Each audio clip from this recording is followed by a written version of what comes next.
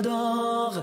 Je m'adresse à vous avec un cœur plein d'amour. كي ذكرك أنني مجدرج كوكو مدلي رازاني أمرازتو الله والله والله والله الله والله والله والله ربنا آتنا في الدنيا حسنة وفي الآخرة حسنة وقنا عذاب النار الله والله والله والله الله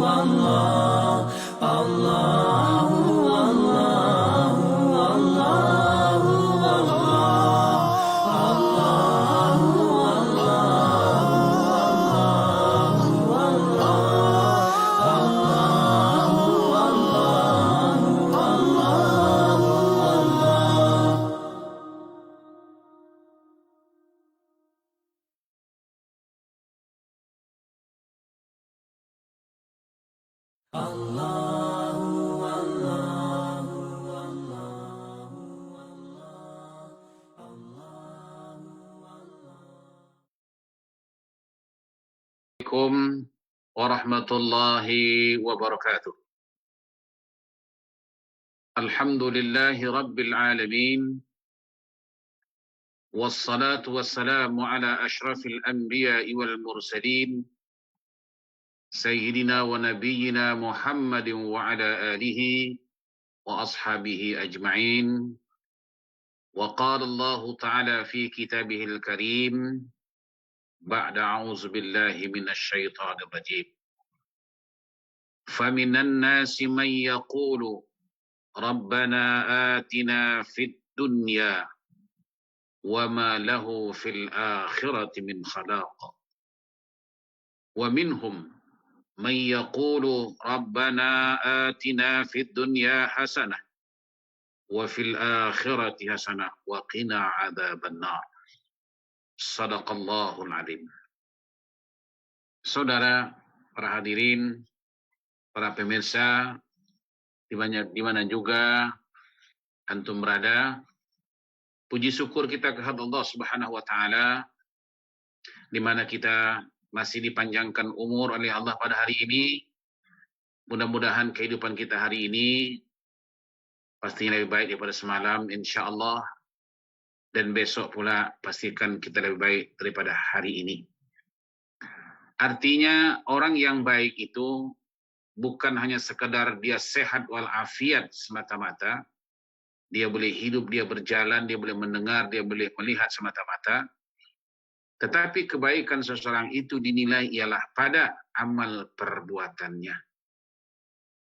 Oleh karena itu Allah Subhanahu wa taala tadi berfirman di dalam Al-Qur'an surah Al-Baqarah ayat yang ke-200 hingga 201, di mana kata Allah, ada orang yang di dunia ini, ya, yang dia berkata, ya, atau disebut dengan berdoa, ya, doa dia gini, ya Allah, Tuhanku, ya Allah, Tuhan kami, ya, berilah kami kebaikan di dunia. Dan orang yang demikian ini, tiadalah bagian dia, bahagian yang menyenangkan di hari akhirat. Kemudian wa minhum, dan ada sebahagian lagi kata Allah, di antaranya orang yang berdoa, orang yang meminta kepada Allah. Yakni, ya Allah Tuhan kami, berilah kami kebaikan di dunia ini dan kebaikan di hari akhirat nanti, dan peliharalah kami daripada siksa neraka. Jadi dalam ayat ini jelas ada dua bentuk atau dua jenis manusia ini. Yakni ada manusia yang fokusnya hanya untuk dunia. Wa mahyaya wa mati lid dunia. Mana hidup mati dia untuk dunia. Kejayaan yang dicarinya, kemegahan yang didapati, kekayaan yang dimiliki, hanya semata-mata untuk dunia. Itu ada jenis manusia seperti apa yang difirmankan oleh Allah ini. Jenis yang kedua pula, ya, ini ada sebagian manusia ini dia minta kebahagiaan dunia, di mana kebahagiaan dunia untuk dirasakannya pula di hari akhirat. Nah, jadi dua manusia ini sememangnya ada di persada bumi ini. Jadi manakah yang lebih baik yang harus dimiliki oleh kita? Oleh karena itu pada malam ini ceramah ringkas kita ini melalui Zoom ini kita ingin bicarakan satu tajuk, yakni orang yang berjaya dan orang yang gagal. Siapakah sebenarnya orang yang berjaya? Dan siapakah yang sebenarnya orang yang gagal? Kita kadang-kadang mengukur kejayaan seseorang itu dengan pandangan mata kita. Demikian juga sebaliknya, kita mengukur kegagalan orang itu dengan pandangan mata kita, tanpa kita memandangnya berdasarkan tunjuk ajar Allah Subhanahu wa taala. Jelas tadi ya, melalui ayat yang ke-200 hingga 201 surah Al-Baqarah tersebut ya, faminan nasi may yaqulu rabbana atina fid dunya. Ini fokusnya dunia. Berjayalah di dunianya dengan memiliki harta yang banyak, memiliki aset-aset yang bertimbun-timbun dalam dan luar negeri. Lalu orang berkata, oh itu orang yang berjaya. Sejaya-jayanya pun kita hidup di dunia ini ada batas. Kata orang Melayu kita, sedapnya makan itu setakat kenyang saja. Habis kenyang, sumbatlah apa yang sedap pun, takkan sedap lagi. Artinya ada batas kita di dunia ini. Segala sesuatu itu ada batas. Hatta kan umur kita pun ada batas. Nah, jadi orang yang nomor satu nih, golongan yang pertama ini kata Allah, wa ma lahu fil akhirati min khalaq. Dia tidak akan mendapat apa-apa bahagian di hari akhirat. Na'udzubillah min dzalik. Padahal hidup di akhirat itulah yang sebenar-benar hidup. Walal akhiratu khairu wa abqa. Ketahuilah kata Allah bahwa akhirat itulah sebaik-baiknya tempat kita hidup dan kekal pula sifat dan keadaannya. Adapun di dunia ini hanya sementara.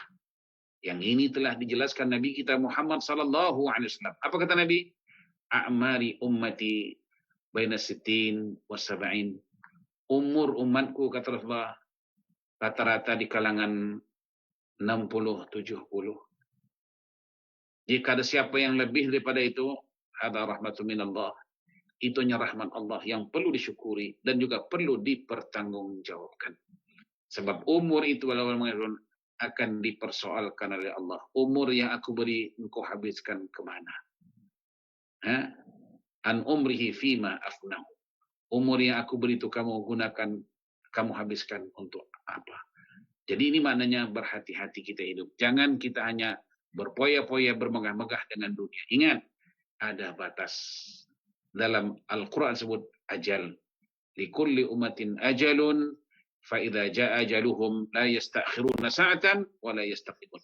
Manakala ajal itu sampai, had batas sampai, kita tidak boleh minta agar diperpanjang walaupun sedetik, walaupun sesaat.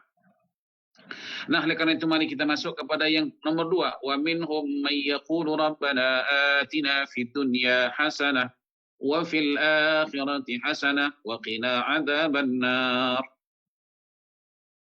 Ada sebagian manusia lagi kata Allah, dia berkata, ya Tuhan kami, berilah kami ketenangan, berilah kami kesenangan di dunia ini.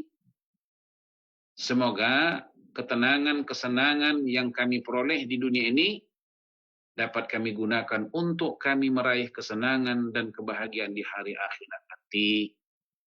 Kemudian di akhir ayat ini, tadi ya, wa minhum may yaqulu rabbana atina fid dunya hasanah wa fil akhirati hasanah. Tapi di situ ada waqina adzabannar. Dan selamatkan kami ya Allah daripada azab neraka. Jadi situ poin dia. Orang yang benar-benar selamat di hari akhirat kelak ialah orang-orang yang terlepas daripada neraka Allah. Kemudian dia masuk ke surga Allah.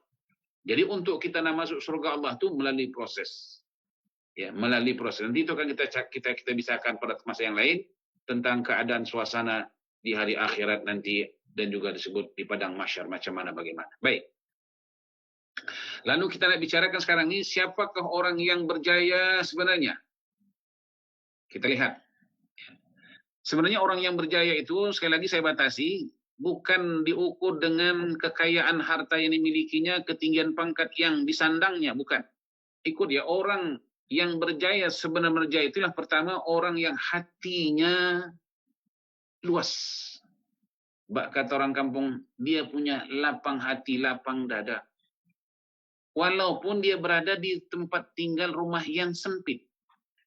Jadi besar luasnya rumah, indah buruknya rumah itu bukan bergantung kepada rumah itu sendiri. Yang jelas bergantung keindahan, kebesaran, kenyamanan rumah itu kepada yang memiliki rumah itu sendiri. Perhatian sekalian.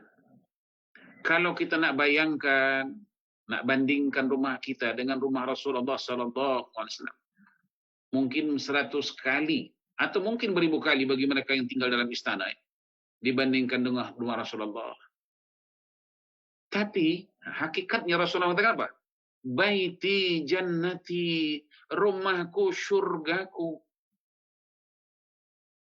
Perhatian sekalian, bagi yang sudah pernah melawat ke Madinah Al-Munawwarah, ziarah makam Rasul, makam Rasulullah itulah bilik tidur Rasulullah sallallahu alaihi wasallam bersama Sayyidatina Aisyah radhiyallahu anha.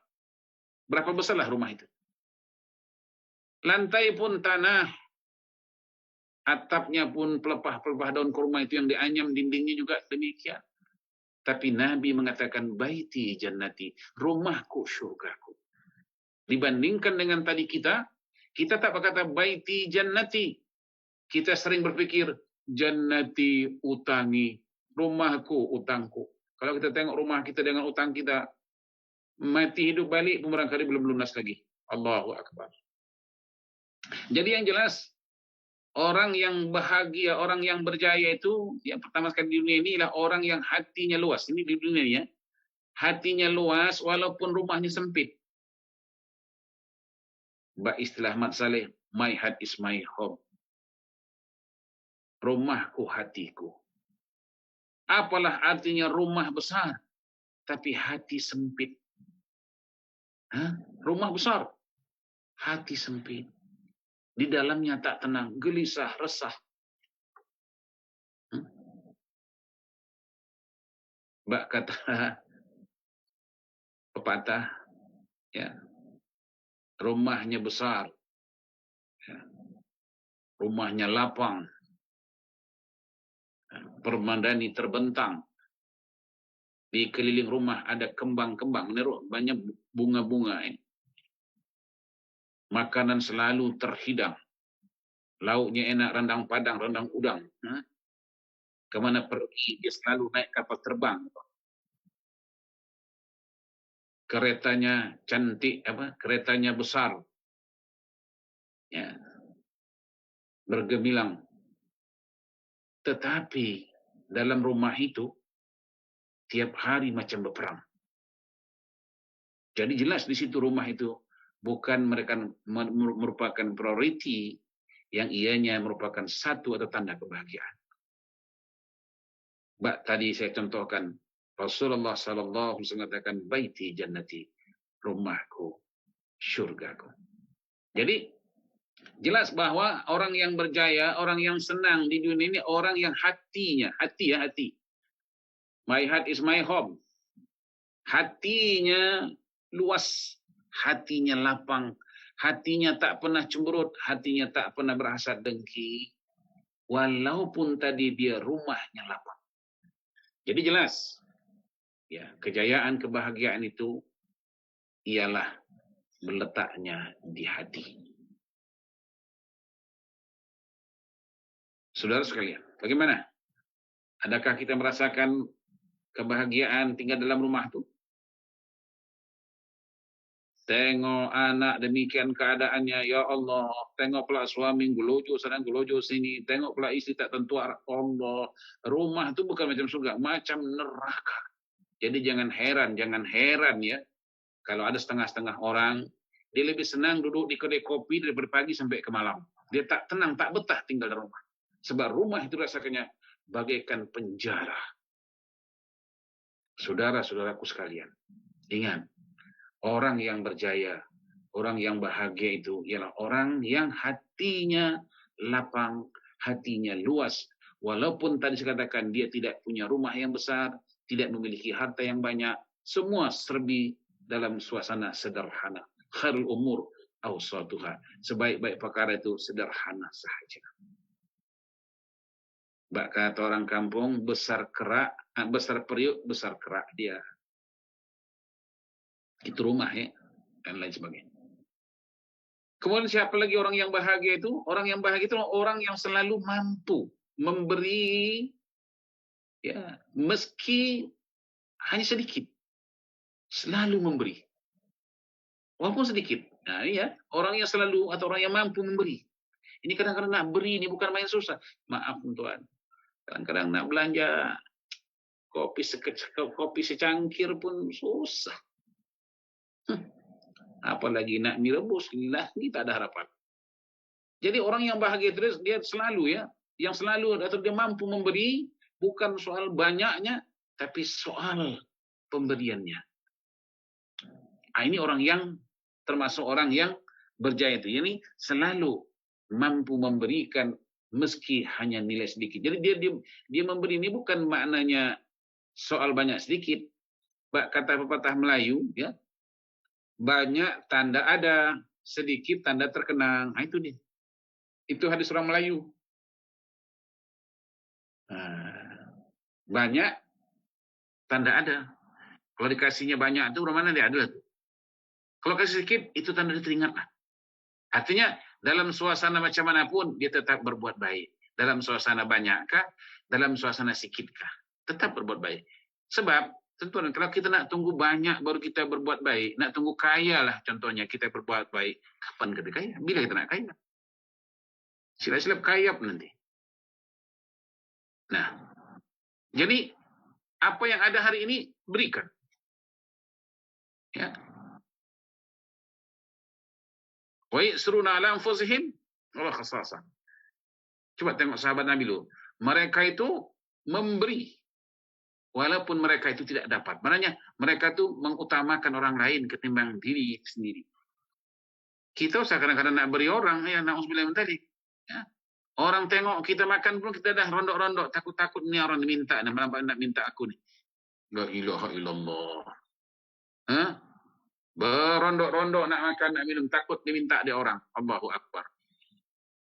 Perhatian sekalian.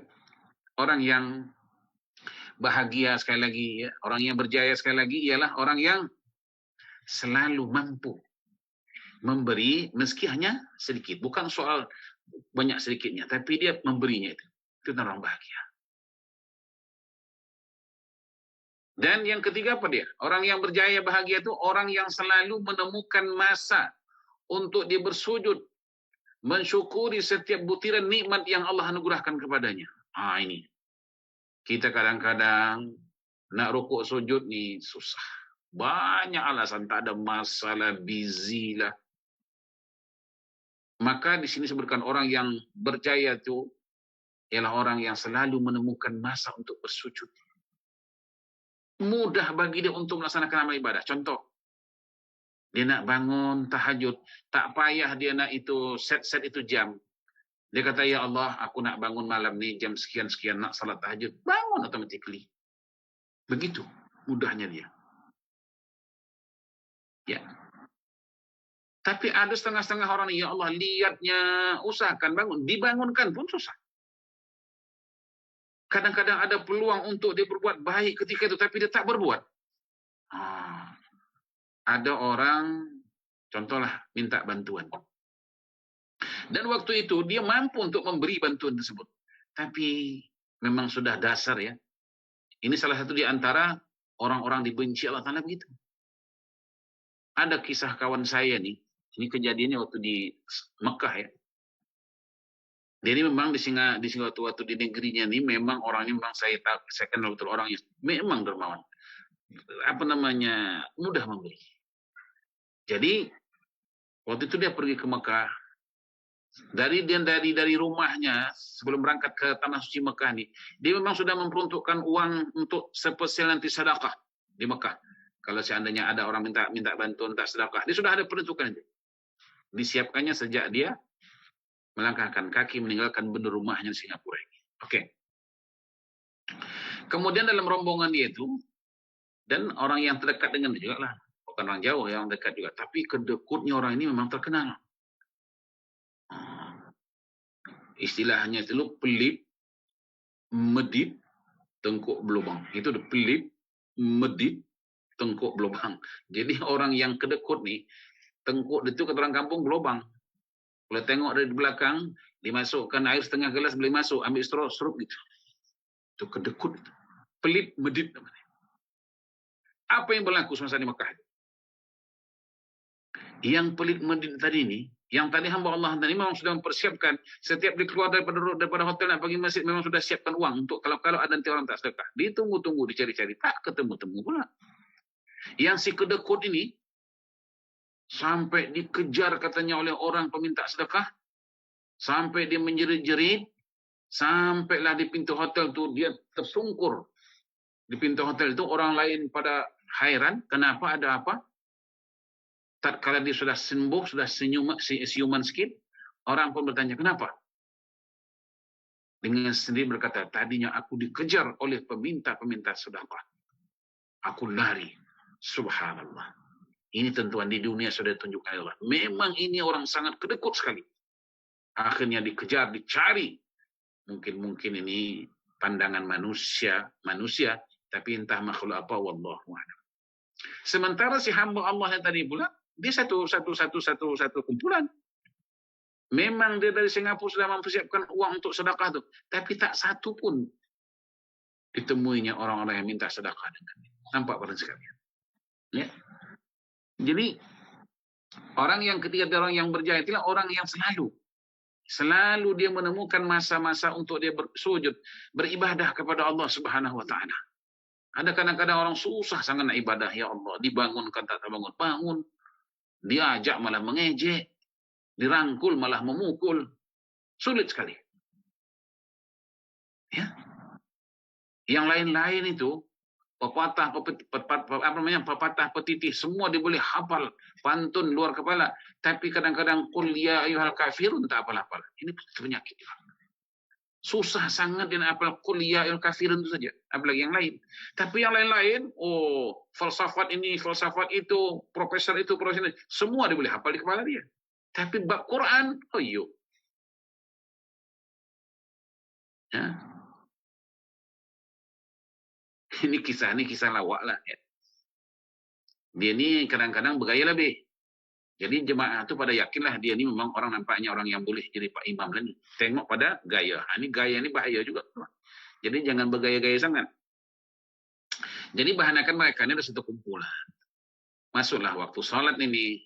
Yang ni pun tak pernah solat. Tapi berteman dengan orang bersolat ni, itulah baik itu ya, berkawan dengan orang solat. Kita tak solat pun insyaAllah solat.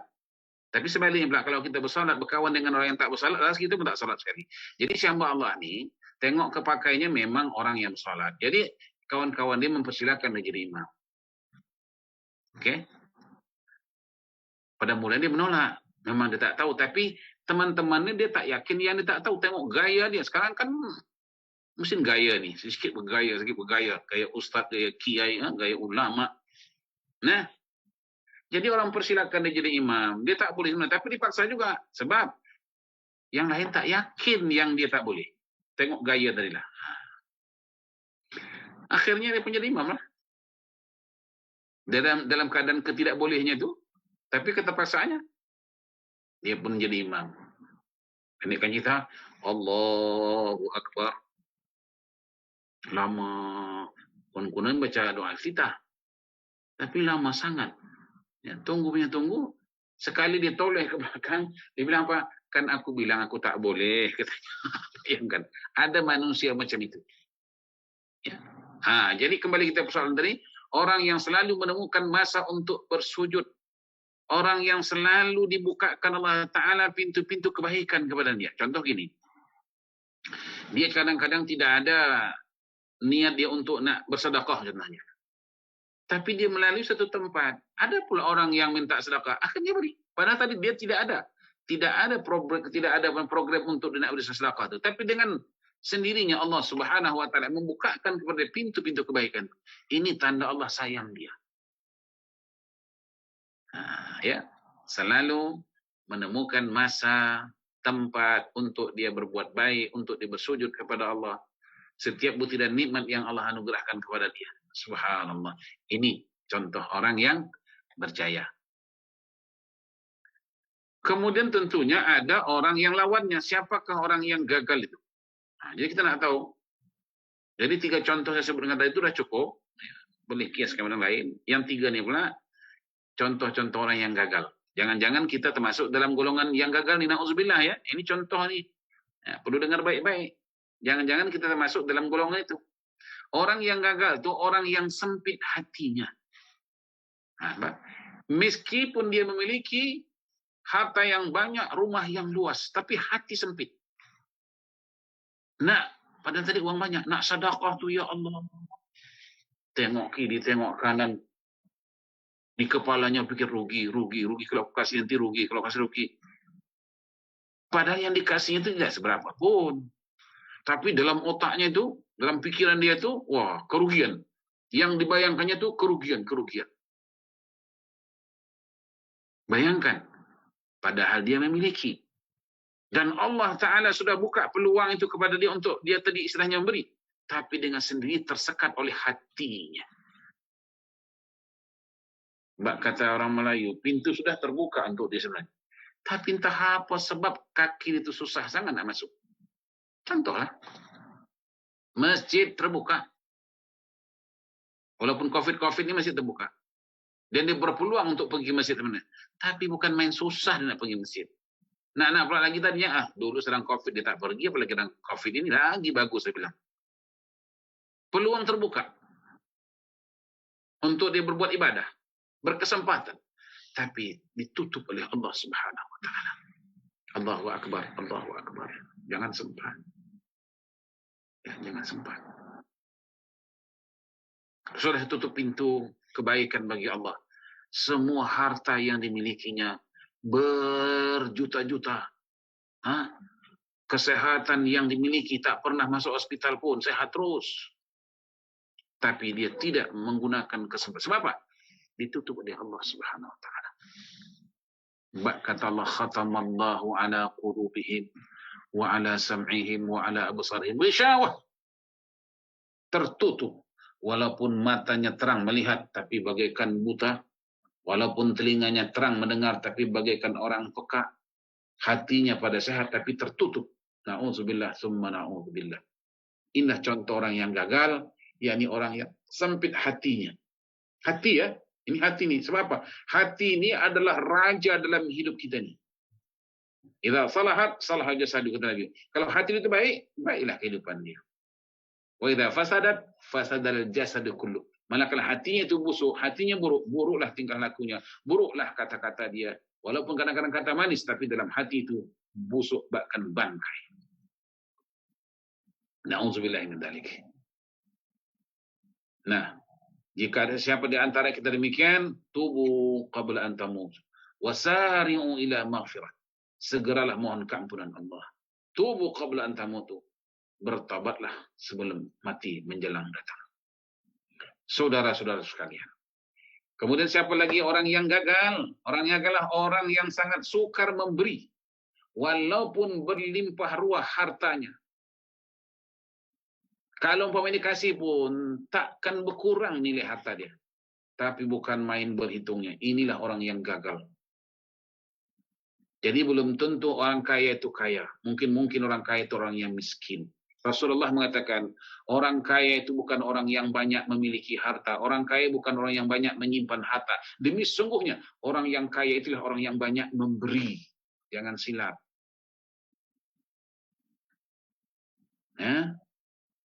Ini usahakan dia nak beri, diminta pun tak dikasih.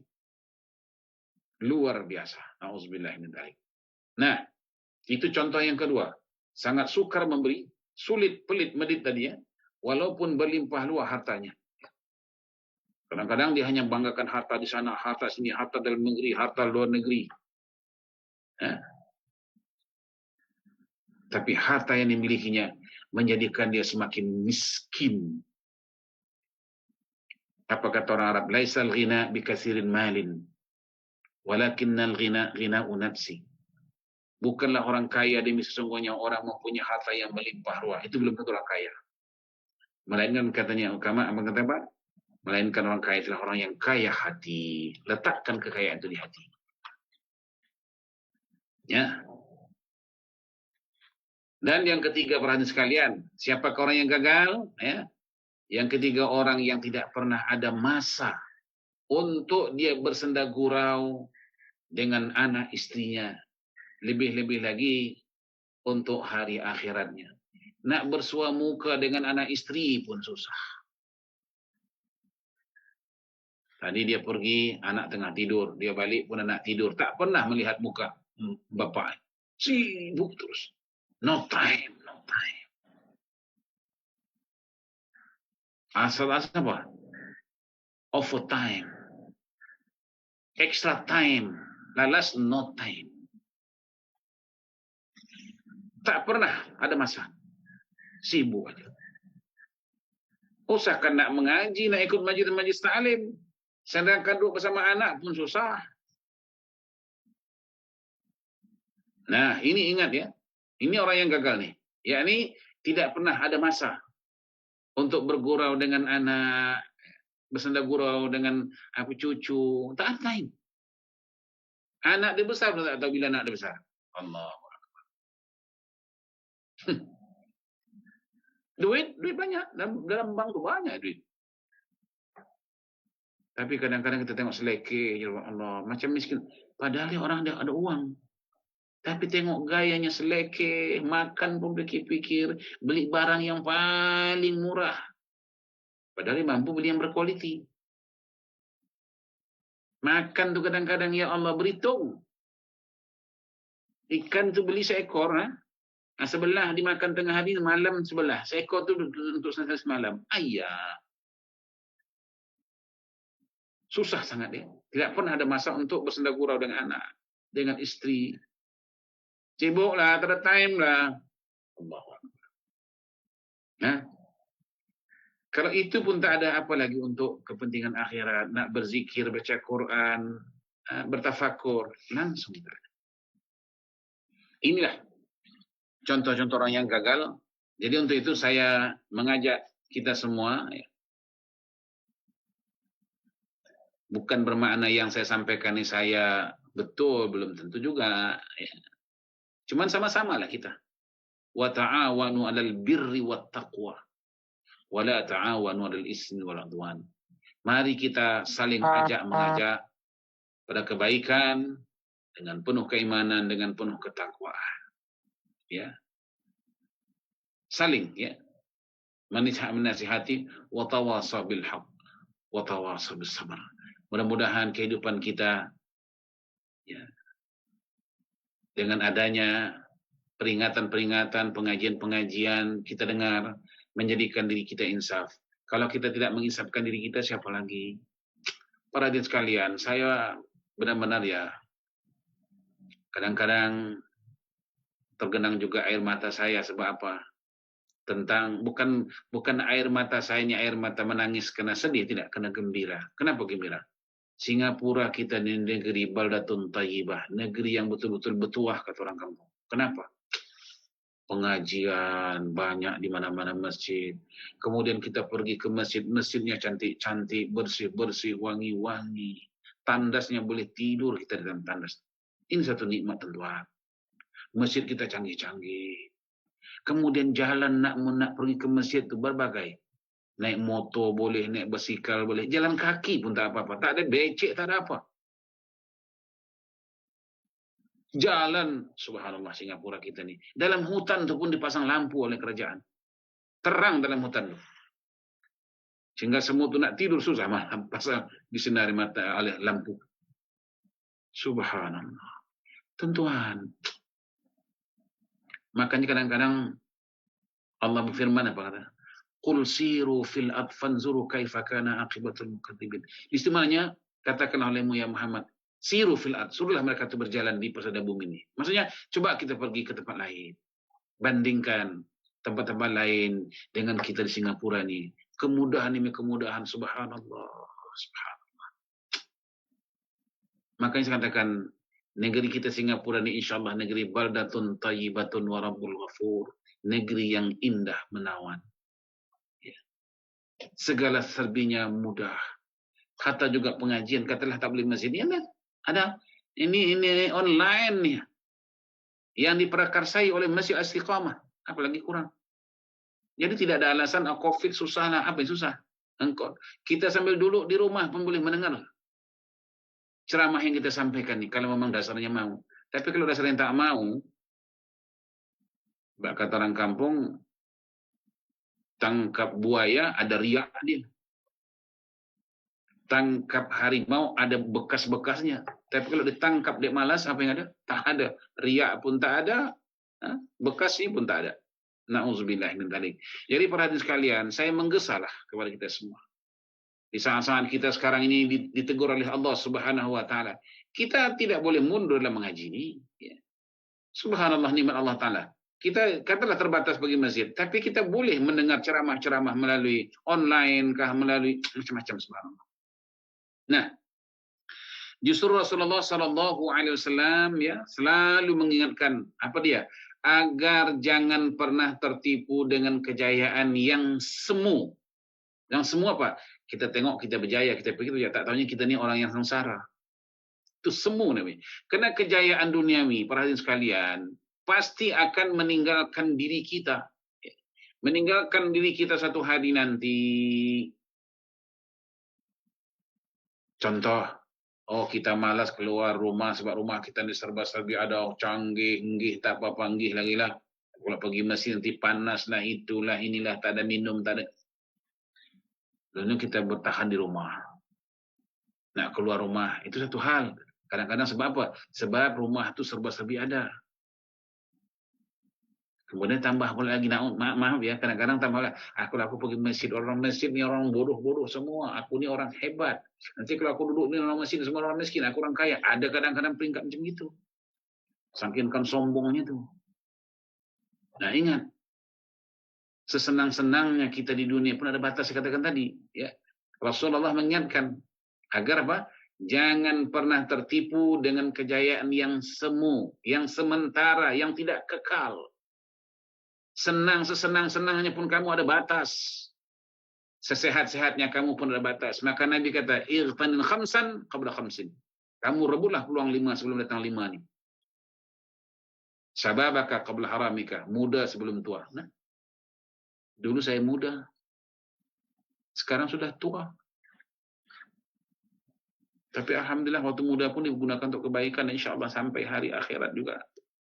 Sampai akhir daripada ayat ini dapat digunakan dengan kebaikan insyaAllah.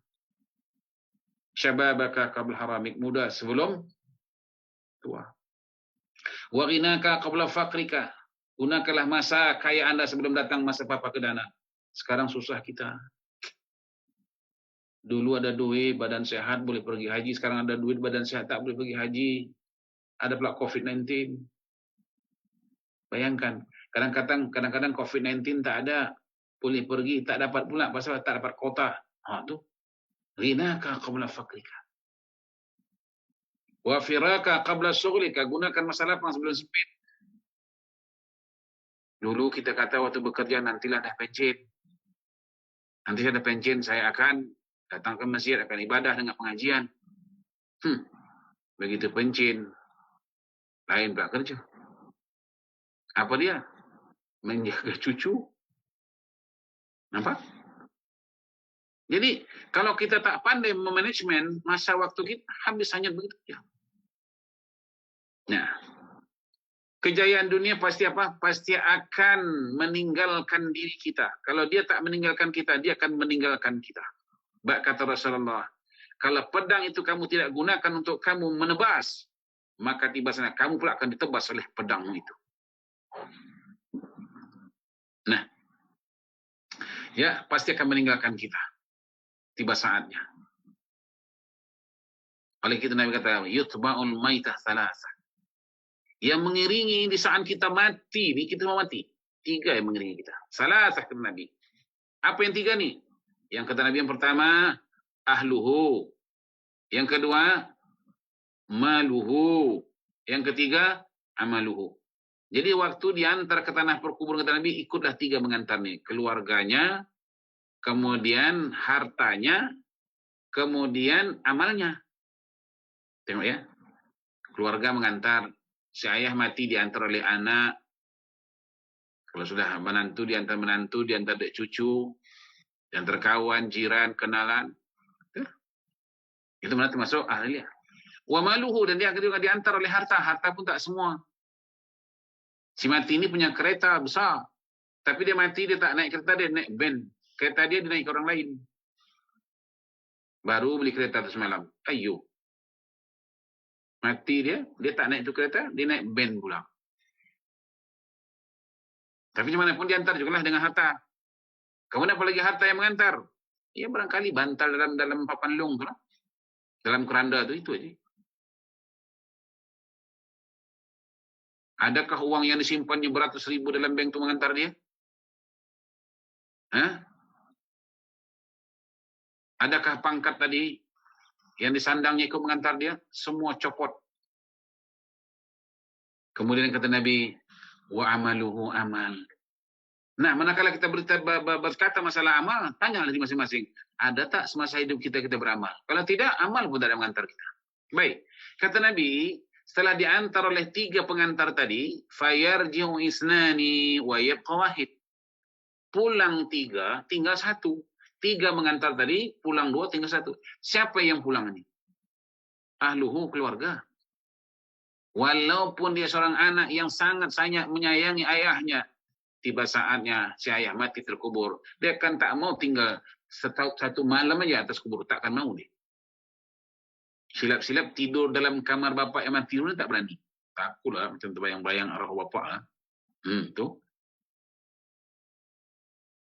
Siapa yang mengantar? Keluarga, anak, saudara, sanak, pemilih, handai tolak, semua pulang.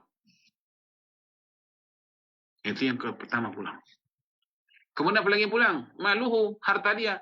Tadi saya katakan dia diantaran kereta pulang. Hatakan bantal yang tadi dibaringkan dia, bantal bawa balik.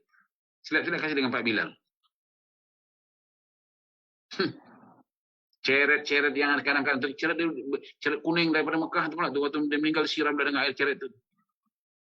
Tiba-tiba ceret tu pun dikasih dengan Bilal tukang mandi. Bantal kasih dengan tukang mandi. Wa yabqa wahid, yang tinggal bersama si mati ini kata Rasulullah hanya 1. Apa dia? Amaluhu amal. Itu kalau ada, kalau enggak ada. Jikalau ada amal di dunia, itulah hanya bersama kita. Kalau ada.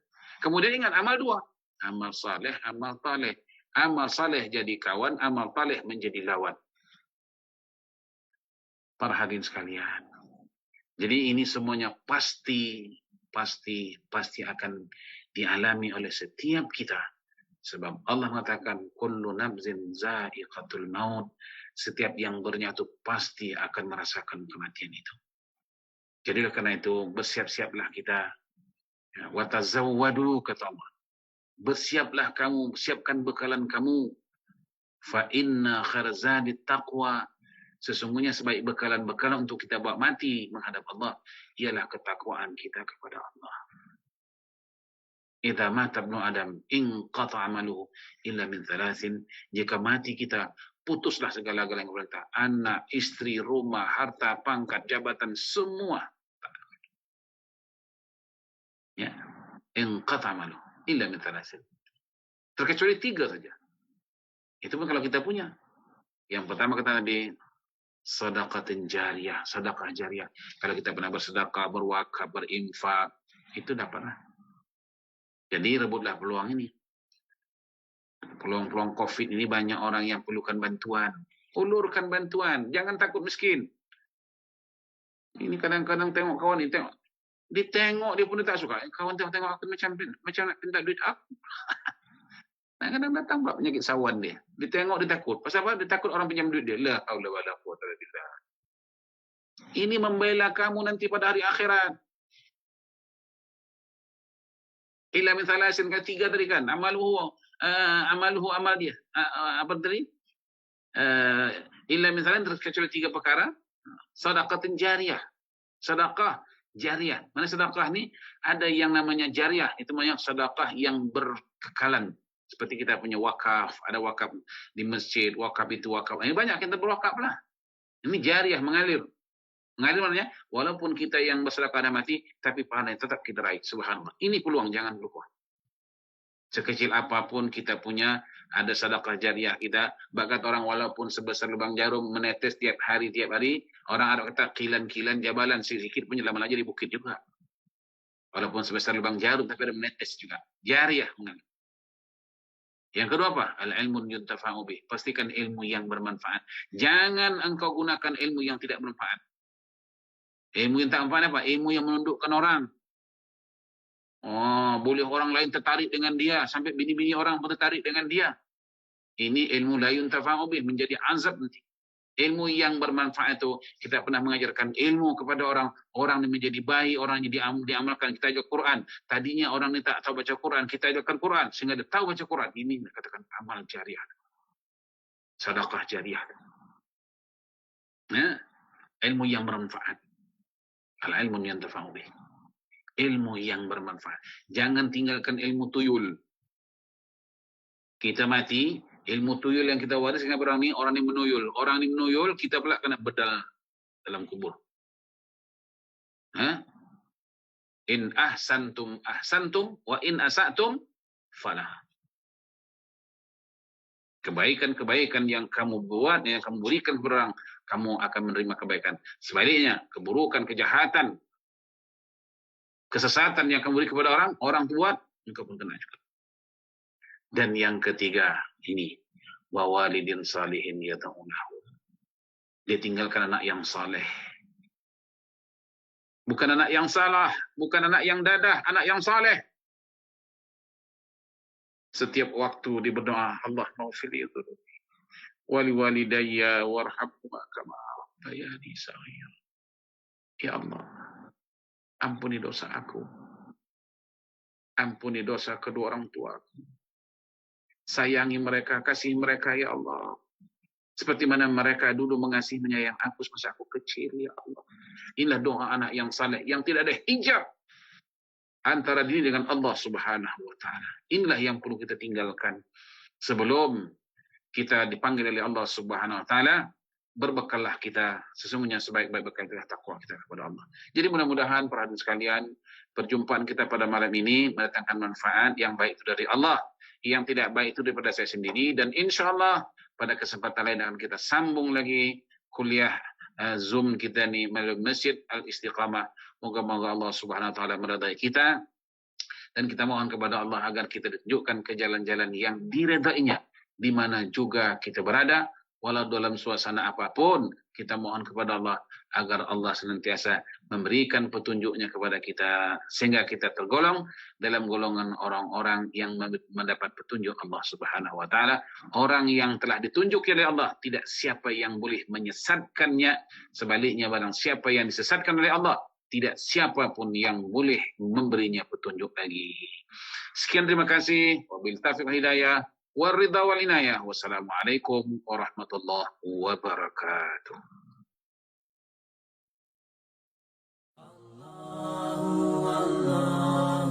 Maaf, Adib. Ya, sama-sama.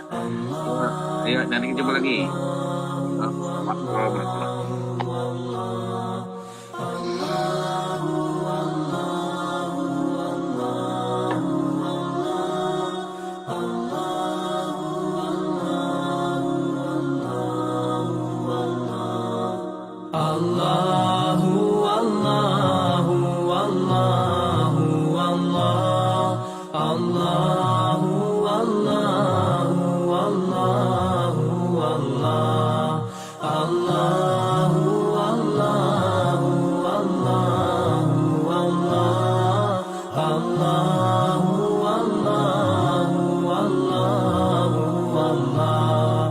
As I look to nature's beauty, dazzled am I, knowing everything calls on you, the Lord Most High. الله الذي يهدينا جميعا، الله الذي نعتز به جميعا. الله الله الله الله الله الله الله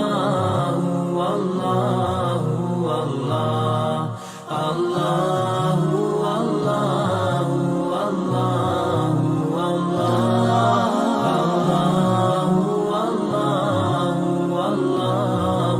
الله रहमतें निछावर करता है तू बरकतों से।